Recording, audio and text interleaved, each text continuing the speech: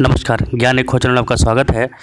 केदारनाथ धाम में जो कि भगवान शिव की नगरी है, वहाँ पर शंकराचार्य की मूर्ति का अनावरण हुआ है। आदि शंकराचार्य जिनका जन्म 509 बीसी मतलब ईसा पूर्व माना जाता है, जिन्होंने 4 पीठों की व्यूह रचना करके सनातन धर्म को बचाया और सनातन धर्म को आगे ले गए।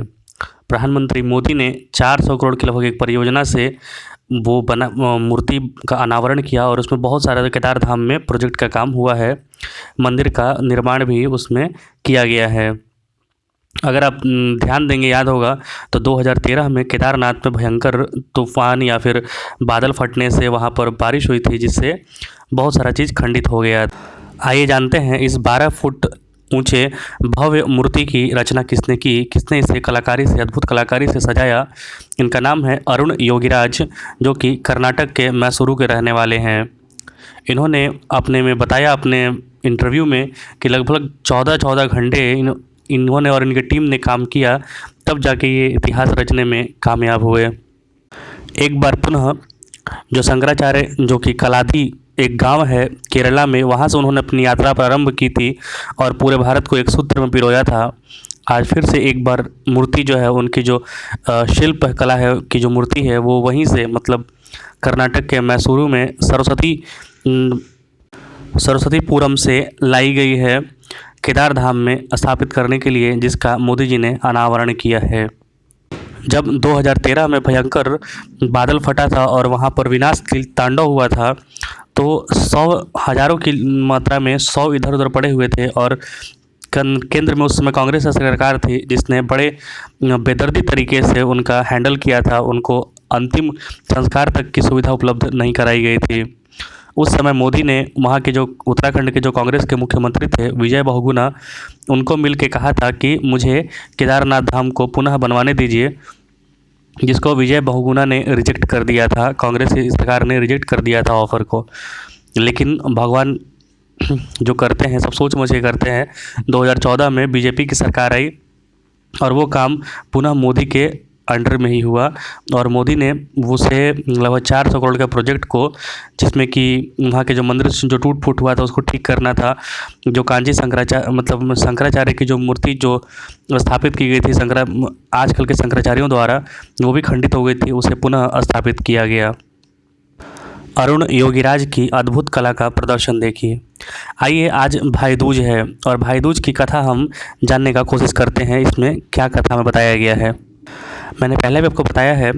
भगवान सूर्य की पत्नी का नाम संध्या था और उनके 2 पुत्र, बड़े पुत्र यम और छोटे पुत्र शनिदेव हैं। और उनकी एक पुत्री थी यमी, जिनका कि नाम आज के ज़माने में हम यमुना नदी के नाम से जानते हैं। पौराणिक कथा के अनुसार इस पवित्र पर्व के कारक सूर्यदेव की पुत्री यमुना और पुत्र यमराज हैं।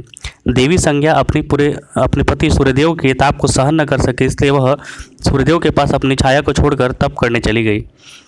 देवी छाया से 2 अन्य संतान ताप्ती और शनि का जन्म हुआ। छाया को यम और यमुना से किसी प्रकार का लगाव न था। देवी छाया यम और यमुना से बुरा व्यवहार करने लगी। इससे दुखी होकर यम ने यमपुरी नामक अपनी एक नगरी बसाई और वहां चले गए। यमपुरी में अपने भाई को पापियों के दंड देने का काम देखकर यमुना जी गोलोक आ गई या फिर भूलोक आ गई। शास्त्रों के अनुसार यमुना जी अपने भाई यम से बार बार आग्रह करती कि वह उनके घर आए और भोजन करे। चाहते हुए भी यमराज अपने काम में व्यस्त रहने के कारण बहन यमुना के घर नहीं जा पाते। एक दिन यम ने बहन के घर जाने की ठान ली। यमराज पूरा मन बना चुके थे कि आज मैं अपनी बहन के घर जरूर जाऊंगा और वहां भोजन करूंगा। यम ने अपने दूतों से यमुना को ढूंढने के लिए कहा, लेकिन उन्हें तलाशने में दूत सफल नहीं रहे। तब यमराज स्वयं ही गोलोक गए, जहां विश्राम तट पर यमुना जी से भेंट हुई। भाई को देखते ही यमुना ने उनका स्वागत सत्कार किया है और उन्हें अनेक प्रकार के व्यंजन भोजन परोसे। इसी प्रकार इससे यमदेव बहुत प्रसन्न हुए और बहन से कहा, बहन आज तुम कोई भी मनोवांछित वर मांग लो। बहन यमुना ने कहा, भाई मुझे वरदान दो कि जो भाई बहन यम द्वितीया, जो कि आज है द्वितीय तिथि, यम द्वितीया के दिन मेरे जल में स्नान करे, उन्हें यमलोक की कठोर यातनाएं न सहन करनी पड़े।